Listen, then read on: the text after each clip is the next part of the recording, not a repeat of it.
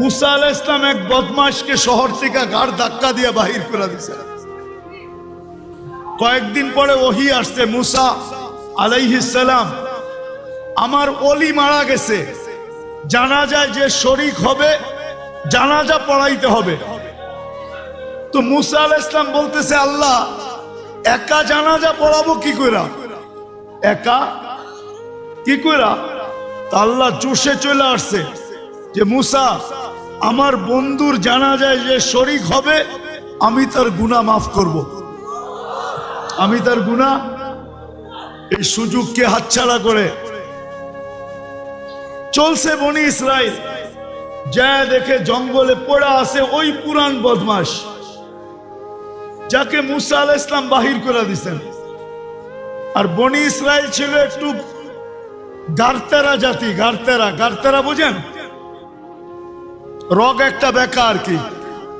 তো মুসা আলাইহিস সালাম বলতেছে, মুসা জীবনভর বহুত খেলা তো দেখাইলা, এটা কি শেষ খেলা?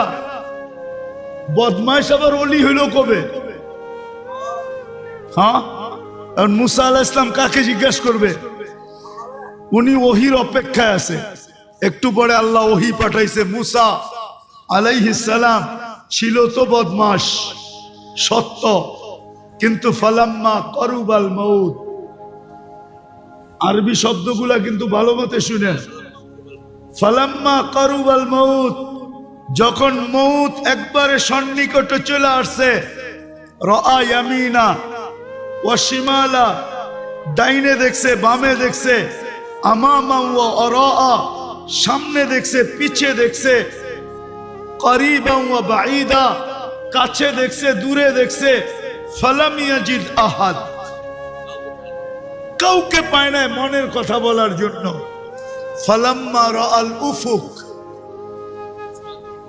আকাশের দিকে তাকায়া বলতেছে, ইয়া মান লা তাদুররুহুদ দুনু, ও আল্লাহ গুনাহে যার ক্ষতি সাধিত হয় না, ওয়ালা তানকুসুহুল মাগফিরা, মাফ করলে যার ভান্ডারে কমে না, ফারা আমুতু ফরিদান ওয়াহিদা, দেখ আমি একা জঙ্গলে পড়া পড়তেছি, ওয়া আনতা কুলতা আনতাল গফুরুর রহিম, আর আপনি বলতেছেন আপনি গফুরুর রহিম, যদি মাফ না করলেন তো আমার লাভ হইল তো হইলটা কি?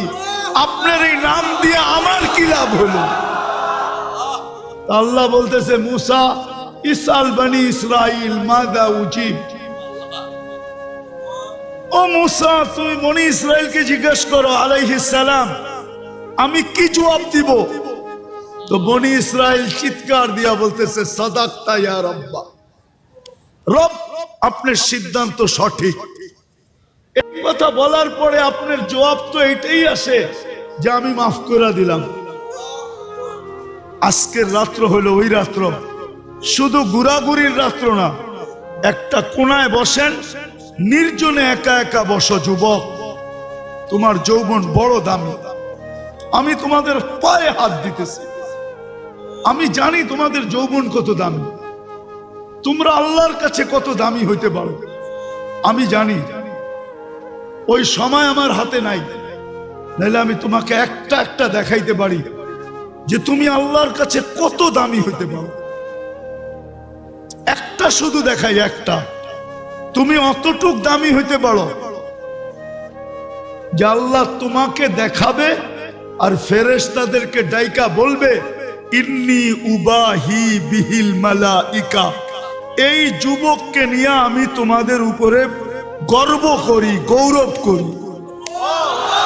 কে বলবে? কে বলবে? কে বলবে? কোন আল্লাহ? কোন আল্লাহ? আল্লাহর পরিচয় তো জানি না আমরা, আল্লাহর পরিচয় তো জানি না। ওই যে যাও, ওই এইখান দিয়া বাহির হও, আর এই পাশেই দেখো একটা নেম প্লেট লেখা আছে। প্রথমে নাম লেখা আছে, নিচে ডিজি লেখা আছে, ইসলামী ফাউন্ডেশন। ডিজি হইল তার পরিচয়, পদবী। আল্লাহ নিজের পরিচয় দিছে আল্লাহ কে। আমরা তো শুধু বলি আল্লাহ আমাদের রব, বাস। আল্লাহ 99 পদ দিয়া নিজের পরিচয় দিছে।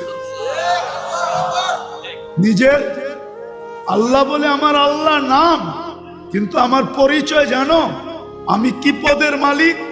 আমি রহমান, আমি রহিম, আমি মালিক, আমি কুদ্দুস, আমি সালাম, আমি মুমিন, আমি মুহাইমিন, আমি আজিজ, আমি জব্বার, আমি মুতাকাব্বিরুল খালিকুল বারিউল মুসাব্বিরুল গফফারুল কহ্হারুল ওয়াহ্হাবুর রাজ্জাকুল ফাত্তাহুল আলিমুল কাবিদুল বাসিতুল খাফিদুল রাফিউল মুইজ্জুল মুদিল্লুস সামিউল বাসিরুল হাকামুল আদলুল লতীফুল খবীরুল হালিমুল আযীমুল গফুরুশ শাকুরুল আলিয়ুল কবীরুল হাফিজুল মুকিতুল হাসিবুল জলিলুল করিমুর রকিবুল মুজিবুল ওয়াসি আল হাকিমুল ওয়াদুদুল মজিদুল বাঈসুশ শহীদুল হকুল ওয়াকিলুল কবিয়ুল মতিনুল ওয়ালিয়ুল হামিদুল মুসি আল মুবদি আল মুঈদ আল মুহয়ি আল মুমিত الحي القيوم الواجد الماجد الواحد الأحد الصمد القادر المقتدر المقدم المؤخر الأول والآخر الظاهر والباطن الوالي المتوالي البر التواب المنتقم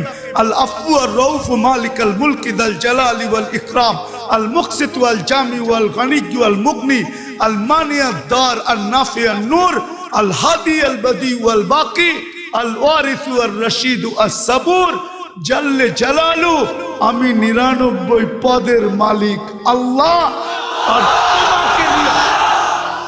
আর তোমাকে নিয়ে করি আমি গৌরব। হায় হায় হায় হায়, সামান্য পদস্থ মানুষের নৈকট্য পাইলে, সামান্য পদস্থ মানুষের নৈকট্য পাইলে মাটি দিয়ে হাঁটতে চায় না। হ্যাঁ, মাটি দিয়া হাঁটতে খুশির অন্ত থাকে না, গৌরবের অন্ত থাকে না, ঠিক না? কি বলেন? এমনকি ভিজিটিং কার্ড বানাইতে দেরি করে না। ও যুবক, তুমি আল্লাহর কাছে গৌরবময় হবে। দেখেন, শাহজালাল রহমতুল্লাহ আলাইহির কাছে কিন্তু কিছুই ছিল না, শুধু একটা জায়নামাজ ছিল। কি কি ছিল? কোনো তীর ছিল না, তলোয়ার ছিল না, ডাল ছিল না, সরকি ছিল না, কোনো বোম ছিল না, টোম ছিল না। কিন্তু উনি সিলেট বিজয় করছেন না করেন না? কি দিয়া? শুধু জায়নামাজ। শুধু জায়নামাজটাই হইল আত্মশুদ্ধির রং আর কালারের বিস্ফোরণ। বিস্ফোরক ছিল এটা, এটা জায়নামাজ ছিল না, এটা বিস্ফোরক ছিল, বিস্ফোরণ ছিল। ওনার আত্মশুদ্ধির কারণে, রং আর ঘ্রাণের কারণে যখন রাজা গোর গোবিন্দ দেখছে যে পানির উপর দিয়া জায়নামাজে বৈশা পার হইতেছে, তো ও বুদ্ধিমান ছিল, ও বুঝা ফেলছে মাত্র আমাকে জায়নামাজ দেখাইছে, কিন্তু জায়নামাজের মালিক দেখায় নাই। যদি জায়নামাজের মালিক দেখা দেয় তাইলে কিন্তু আমার অবস্থা আরো খারাপ হবে। বিদায় বাবা, জানিয়া পালাও, জানিয়া পালাও। তো আজকের রাত্রটা আসলে ওনার নির্জনে বৈশা যতটুকু নিজের গুনাহ মনে আছে যে আমি কি কি গুনাহ করছি, আমার সর্ব অঙ্গ দ্বারা কি কি গুনাহ হয়েছে, নির্জনে বৈশা ওইটাকে স্মরণ করা আর ভাবতে থাকা একটা শব্দ যে এই গুনাহগুলা যদি আল্লাহ মিটায় না দিলেন, মুছায় না দিলেন, মাপ না করলেন, তা আমি এই চেহারাটা নিয়ে সর্বপ্রথম হাউজে কাউসারে কিভাবে দাঁড়াবো? কেননা হাউজে কাউসার থেকে যে বিতাড়িত হবে ও সর্ব জায়গার থেকে বিতাড়িত হবে, ওকে আর কোনো জায়গায় স্থান দেওয়া হবে না। আর হাউজে কাউসারের পানি যার পেটে যাবে, ও কোনো না কোনো বাহানায়, কোনো না কোনো ভাবে, কোনো না কোনো উসিলায়, কোনো না কোনো পদ্ধতিতে, কোনো না কোনো ফাঁক ফোকর দিয়া ও জান্নাতে যাবেই যাবে, যাবেই যাবে, যাবেই যাবে, যাবেই যাবে। কেননা যেই পেটে হাউজে কাউসার যাবে, ওই পেট কোনোদিন দুযোগে যাবে না। বিদায় আজকের রাত্রটা হলো কালারি রাত্র, ভিতরে রং বসানের রাত্র। আর এটার জন্য পদ্ধতি হলো নির্জনে বসো, মাথা দুইটা হাঁটুর নিচে হাঁটুর ভিতরে ঢুকায় দাও। একটা কাহিনী মনে উঠলো, যদিও আমি কাহিনীতে অভ্যস্ত না, কিন্তু প্রসিদ্ধ কাহিনী। যদি প্রসিদ্ধ না হইতো তাহলে বলতাম না। মসজিদে নববীতে নাকি হাদিসের দর্শ হইতেছিল, তো বহু দূর এক যুবক দুই হাঁটুর ভিতরে মাথা ঢুকায়া বসা আছে। তো খিজির আলাইহিস সালামের এটা ভালো লাগতেছিল না যে সবাই আমরা বৈশা হাদিস শুনি, এই যুবক ওই দূরে বৈশা দুই হাঁটুর ভিতরে মাথা ঢুকায়া কি বল একা একা কি করে। তো যায়া মাথার উপরে হাত দিয়া বলতেছে, ওই যুবক, সবাই তো হাদিস শুনে, তুমি একা একা কি করো? তো যুবক বড় কষ্টে মাথাটা বাহির করছে, বাইর করে একটু বেঁকা করে চেহারাটা দেখা বলতেছে, সবাই আব্দুল হকের থেকে শুনে, আমি ডাইরেক্ট হকের থেকে শুনতেছি। আব্দুল হক মানে হকের বান্দা। তো খিজির আলাইহিস সালাম ভাবতেছে বয়স তো কম মনে হয়, কিন্তু কথা তো অনেক বড় বলে ফেলছে, পরে আর একটু বাজায় দেখি। তো বলতেছে, ওই যুবক, তুই যে এত বড় কথা বললি, বলতো আমি কে? আবার মাথাটা কষ্ট করে বাহির করে বলছে, খিজির, বেশি বিরক্ত যদি করো তাইলে ল্যাংটা করে ফেলবো। মানে ওই মানুষের ভিতরে যে চিৎকার দিমো, এই যে এটা খিজির, বলতে দেরি, তোমাকে মানুষ গিরা ধরতে দেরি করবে না, তুমি এইখান থেকে জান নিয়ে যেতে পারবা না। তো খিজির আলাইহিস সালাম বুঝা ফেলছে যে না, আসলেই তো। তো খিজির আলাইহিস সালাম মাথাটা নোয়ায় দিয়া বলছে, বাবা, আমার জান ছাড়, আমি মোটামুটি যাই এখান থেকে, জান বাঁচায়। তো আজকের রাত্রটা হলো ওই রাত্র যে হাঁটুর নিচে নিজের মাথাটা ঢুকায় দিয়া, আমি বিশেষ করে যুবকদের পায়ে হাত দিয়া বলতেছি, তুমি জানো না আবার তুমি সবে বরাত পাবে কিনা, তুমি জানো না তুমি রমজান পর্যন্ত পৌঁছবে কিনা, আমিও জানি না যে আমি রমজান পর্যন্ত পৌঁছবে কিনা, আমিও জানি না আগামী 1 বছর পরে সবে বরাত পাবো কিনা। আজকের রাত্রটা হইল কালার রাত্র, নিজেকে রঙিন করো। ঘ্রাণ না নিতে পারো তো কমসে কম তুমি নিজেকে রঙিন করো, হাঁটুর ভিতরে মাথা দুটা ঢুকাও, আর নিজের গুনাহগুলাকে স্মরণ করো যে আমি এতটুক বয়সে কত কত গুনাহ করলাম, ডেলি কতগুলা করি, কতগুলা করলাম। কালকে আল্লাহ যদি আমাকে মাফ না করলো, তাইলে আমি কালকে আল্লাহর রসুলের হাউজে কাউসারে দাঁড়াবো, তো দাঁড়াবো কি কইরা? যদি বিতাড়িত করে দিল, তাইলে আমার হবে তো হবে কি? দ্বিতীয় হলো আমি আল্লাহর কাছে যায় দাঁড়াবো কি কইরা? কি কইরা দাঁড়াবো? আমি একটা হাদিস থেকে কাহিনী দিতেছি, হাদিসের না হইলে এটা দিতাম না। বনি ইসরাইলে এক বদমাশ ছিল, যার নাম ছিল কিফিল। কি? কিফিল। কিফিল বদমাশ ছিল। সে প্রতি রাত্রে জিনার পিছনে বর্তমান টাকায় 50 থেকে 60 লক্ষ টাকা খরচ করে, আর এটা তার নেশা ছিল। আল্লাহ তাকে এত টাকা দিছিলেন যে পাহাড় পর্যন্ত তার টাকার সামনে হার মানত। একদিন এক মেয়েকে নিয়ে আসছে, তো কামরার ভিতরে ঢুকায় বলতেছে, আমি প্রস্তুতি নিয়ে আসতেছি। যখন নিয়ে আসছে প্রস্তুতি, তো দেখে মেয়ে অজরে কাঁদতেছে। তো বলতেছে, ওই মেয়ে, কাঁদিস কেন? আমি তো তোকে টাকা দিয়ে নিয়ে আসলাম, তুই নিজেই আমার হাতে ধরা দিলি, আমি তো তোকে জোর করে আনি নাই। তো মেয়ে বলতেছিল, শোন কিফিল, আমি বাজারি মেয়ে না, আর এটা আমার পেশাও না, যে কোনো বিপদের কারণে আমি তোর হাতে ধরা দিতে বাধ্য হয়েছি। কিন্তু কাঁদি কেন জানিস? কালকে এই চেহারাটা আল্লাহকে কি করে দেখাবো? এত এতটুকু কথা তীর মারলে মনে হয় কিফিলের দিলে এত জোরে লাগতো না, এতটুকু কথা এত জোরে লাগছে।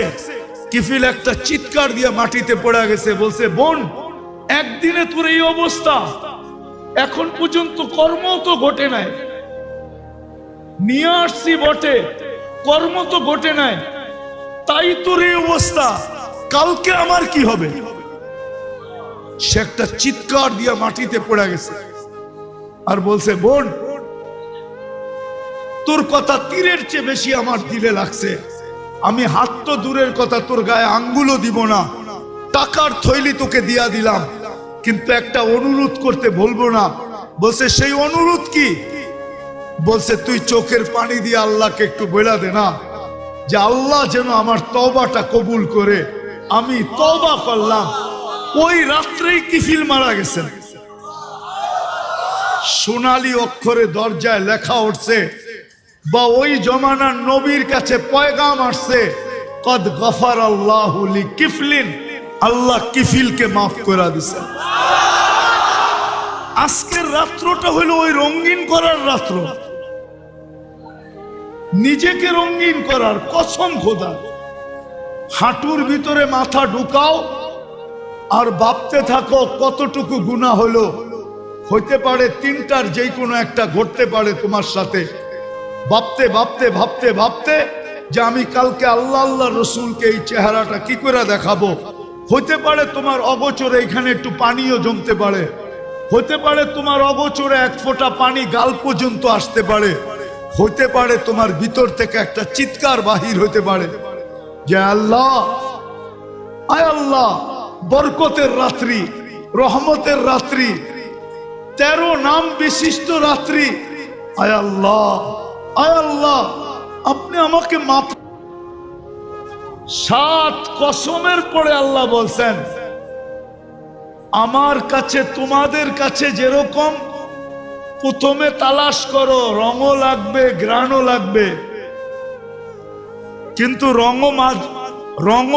রং আর গ্রানওয়ালা মার্কেট আউট, কোথাও পাওয়া যায় না। এখন যুবক তালাশ করতেছে যে একটা রং আলা হইলেও চলবে, নাইলে কিন্তু জুতার বাড়ি, নাইলে কিন্তু গেলেই তো জুতা দেখাবে, ঠিক না? মনে হয় বুঝাইতে পারি নাই। হ্যাঁ, আল্লাহ বলে 7 কসম খায়া বলতেছেন যে আমার কাছেও কিন্তু রঙও লাগবে গ্রানও লাগবে, রঙও লাগবে, রঙও লাগবে, গ্রানও, রঙও লাগবে গ্রানও লাগবে। কিন্তু আল্লাহকে যদি প্রশ্ন করি, আল্লাহ রং গ্রান তো নাই, শুধু রং আছে, তা আল্লাহ বলে শুধু রং হইলেও চলবে, কিন্তু ওই রংটা আমার বন্ধুর রঙে রঙিন হইতে হবে। ওই রংটা আমার বন্ধুর রঙে রঙিন হইতে হবে, রঙে রঙিন হইতে হবে। একটা কথা বলছেন, আমি একটা প্রশ্ন করি আপনাদেরকে, আচ্ছা বলেন তো, সাক্ষী ছাড়া কোনো কেস চলে? যদি সরকার বাদী হয়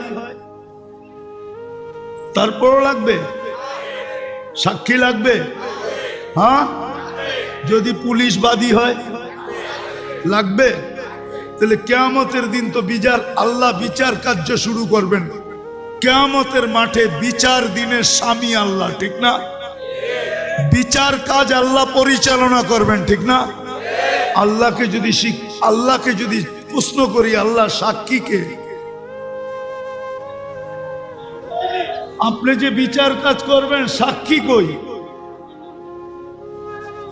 জবাব কি আপনাদের কাছে? অনেকে বলবেন সাক্ষী হইল কেরামান কাতিবিন, ঠিক না? ভুল। কেননা ফেরেশতা মুকাল্লাফ না, ফেরেশতা হুকুমের অধীন না, ফেরেশতা শরীয়তের অধীন না। সাক্ষী এটা শরীয়তের বিষয়, আর ফেরেশতা শরীয়তের কি না, মুকাল্লাফ। কিছু আলেম ওলামা আছেন তো এখানে, বুঝেন তো? ফেরেশতা শরীয়তের মুকাল্লাফ না, তাহলে ওরা সাক্ষী দিবে তো কি করে? ওরা পেপার দিতে পারে কিন্তু সাক্ষী দিতে পারে না। লিখিত পেপারটা দিতে পারে, সাক্ষী দিতে পারে না। তো আল্লাহ বলে আমি সাক্ষী এই উম্মতে মুহাম্মাদীকে নির্ধারণ করছি। আমরা হইলাম কিয়ামতের মাঠের রাজ সাক্ষী। রাজ সাক্ষী বোঝেন?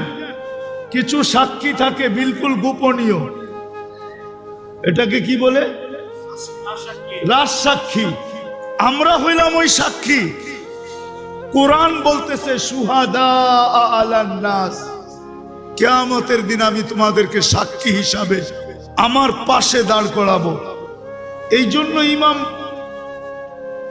এই জন্য জালালউদ্দিন সুয়ুতী রহমতুল্লাহ আলাইহি মুস্তাকিল একটা কিতাব লেখছেন এই আয়াতের উপরে, সুহাদা আলান নাসের উপরে। উনি মুস্তাকিল একটা ছোট একটা বই লেখছেন, ছোট একটা কিতাব।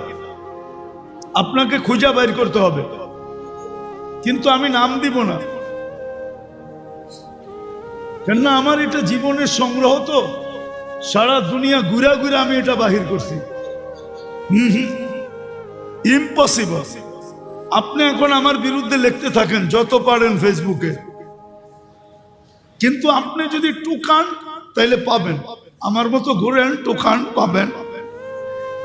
কেননা আমি তো রত্ন কুড়াইয়া নিয়ে আসছি সমুদ্রের তলদেশ থেকে, আর আপনি বাইতুল মুকাররম আমার পাশে বই রত্ন নিয়ে যাবেন? এত সহজ। আমি এত কাঁচা মাছ খাই না, ফ্রাই করি, তারপরে পাকাই, তারপরে খাই, ডাবল পাকায়া খাই। তো যেটা বুঝাইতেছিলাম, আমরা সাক্ষী কিয়ামতের দিন। এটার উপরে জালালউদ্দিন সুয়ুতী রহমতুল্লাহ আলাইহি মুস্তাকিল কিতাব লেখছেন, শুধু এতটুক শব্দ দিয়ে সুহাদা আলান নাস। তারপরে উনি দলিল নিয়ে আসছেন, শত দলিল আনছেন, উনি লেখছেন। তো যেটা বুঝাইতেছিলাম, আমি শেষ জায়গায় চলে আসছি, দেশটা বাঁচতে চলছে। আল্লাহ আমাদেরকে গ্রহণ করবেন রং দেখা আর ঘ্রাণ দেখা। যেমন আল্লাহ রাসূল সাল্লাল্লাহু আলাইহি ওয়াসাল্লাম বলছেন যে আমার প্রশংসা এতটুকু করো না, আমার প্রশংসা এতটুকু করতে করতে করতে করতে আমাকে আল্লাহ পর্যন্ত নিয়ে যেও না। এই জন্য উনি বলছেন লা তাজআল কবরি ওয়াসানা, আমার কবরকে কিন্তু মূর্তি বানাও না। লা তাজআলনি কবরান কবরি ইউবাদ, আমার কবরকে পূজার জায়গা বানাও না। অনেক কথা বলছেন। মেরে হাত সে মেরা রুতবা না বাড়ানা, বাড়াকর বহুত তুম না মুঝকো ঘটানা। আমাকে যতটুকু আল্লাহ স্থান দিছেন ওই পর্যন্ত রাখো, আর চেয়ে উপরে নিয়ে যেও না। উপরে নিয়ে গেলে দেখা যাবে আমার মর্যাদা বাড়ানো হয় নাই, বরং আমার মর্যাদাকে তোমরা কমায়া দিছো। তো আসলে আমাদের ভিতরেও কিছু লোক আছে যারা এই রজনীটাকে এতটুকু বাড়ায়া দিছে, বাড়াইতে বাড়াইতে বাড়াইতে বাড়াইতে বাড়াইতে বাড়াইতে এত কিছু এটার ভিতরে ঢুকায়া দিছে যে এখন কিছু লোক আঙ্গুল উঠানো শুরু করছে। সুযোগ পাইছে বা উচিতও ছিল, কি উচিত ছিল, কিন্তু উচিত কাজ করতে যায়া আঙ্গুল উঠাইতে যায়, এটাই বলতেছি, আঙ্গুল উঠাইতে যায় এত দূর উঠায়া দিছে। আল্লাহ তোমাকে নিয়ে গৌরব করবে, এই জন্য পায়ে হাত রাখি।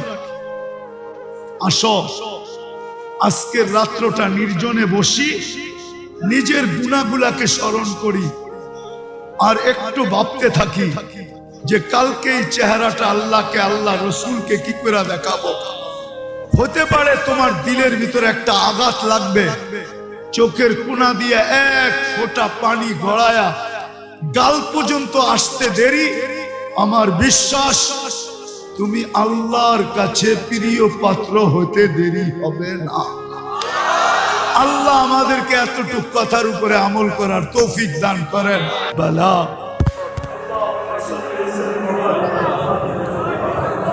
اللهم لك الحمد كما ينبغي لجلال وجهك وعظيم سلطانك يا حنان يا منان يا جواد يا كريم يا الله لا اله الا انت الحليم আল্লাহ বলার কর্ম ছিল শেষ, শোনার কর্ম ছিল শেষ, এখন ভিক্ষার কর্ম। আল্লাহ আমরা কোথায় বসে হাত তুলে দিচ্ছি, আর বাড়িতে বসে হাত তুলে দিচ্ছি, আর বাড়িতে বসা এতগুলো মানুষ যদি কারো বাড়িতে আসে, আল্লাহ আমাদের দেশে নীতি নীতি হলো কেউ যদি কারো বাড়িতে আসে তাহলে এক গ্লাস পানি হলো পান করা। আপনার মতো কাইয়ুর তো কেউ নাই, আপনার মতো আত্মমর্যাদাশীল তো কেউ নাই, আপনার মতো গায়রতওয়ালা তো কেউ নাই। এতগুলা মাটির মানুষকে নিজের বাড়িতে রেখে আনবেন আর আত্মহত্যার করে খালি বিরোধ দিবেন, তাও ওই সময় যেই সময় আপনি দেওয়ার জন্য রাখতেছেন, যেই সময় আপনি মাফ করার জন্য রাখতেছেন, আমরা মাফ পাওয়ার জন্য হাত উঠায় দিলাম। আমাদেরকে কাকরাতের মালাটা পড়ায় আমাদেরকে কাকরাতের মালাটা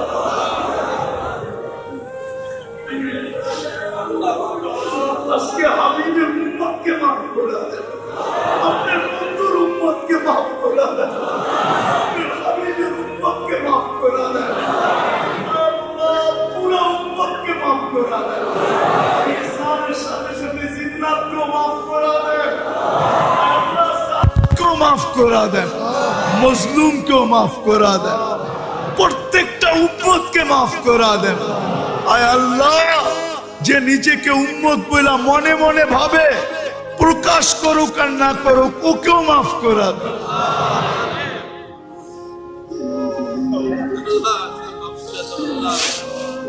আজকে উম্মতকে খালি হাতে ফেরত দিয়েন না, আল্লাহ মাফ করা দেন, মাফ করা দেন, মাফ করা দেন। مغفرتك أوسع من ذنوبنا رحمتك أرجى عندنا من أعمالنا مغفرتك أوسع من ذنوبنا رحمتك أرجى عندنا من أعمالنا مغفرتك أوسع من ذنوبنا رحمتك أرجى عندنا من أعمالنا يا من لا تضره الذنوب ولا تنفع ولا تنقصه المغفرة ফারা। আল্লাহ দেখেন আমরা হাত উঠায় বসে আছি, মাগফিরাত চাইতেছি, মাফ চাইতেছি, আর আপনি বলতেছেন আনতাল গফুরুর রহিম।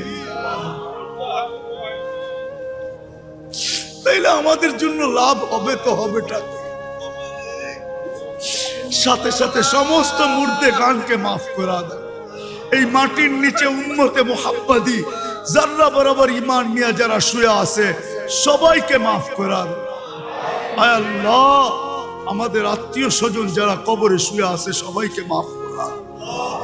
আয় আল্লাহ, আয় আল্লাহ, আয় আল্লাহ, ফাউন্ডেশনের কর্মকর্তা প্রতিষ্ঠাতারা সহ যারাই দুনিয়ার থেকে চলে গেছে ইসলামী ফাউন্ডেশনের খেদমত করতে করতে, আয় আল্লাহ সবাইকে আপনি মাগফিরাতের চাদর দিয়ে ঢাকেন। আয় আল্লাহ, এই ফাউন্ডেশন থেকে আপনি আরো দিনের কাজ নিয়ে আনেন, আরো দিনের কাজ নিয়ে আনেন, আরো দিনের কাজ নিয়ে আনেন। আয় আল্লাহ, এদের যদি কোনো প্রয়োজন থাকে, এদের যদি কোনো প্রয়োজন থাকে, আয় আল্লাহ আপনি কুদরত দ্বারা ওই প্রয়োজনগুলা ফাউন্ডেশনের মিঠায় দেন।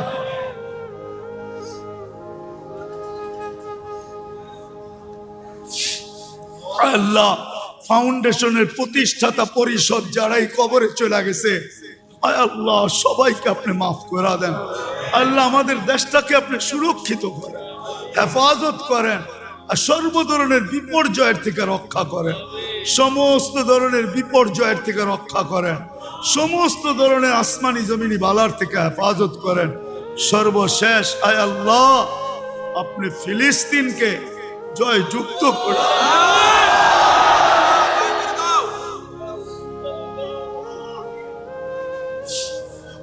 আল্লাহ এনালক হাতি নিয়ে আসছে, আপনি আবাবিলকে পাথর দিয়া পাউডার বানানোর জন্য পাঠায়া দিছেন।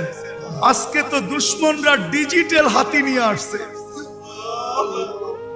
সুপার ডিজিটাল হাতি নিয়ে আসছে, আপনার ঘর ভাঙবে, ওইখানে দাজ্জালের জন্য মন্দির বানাবে।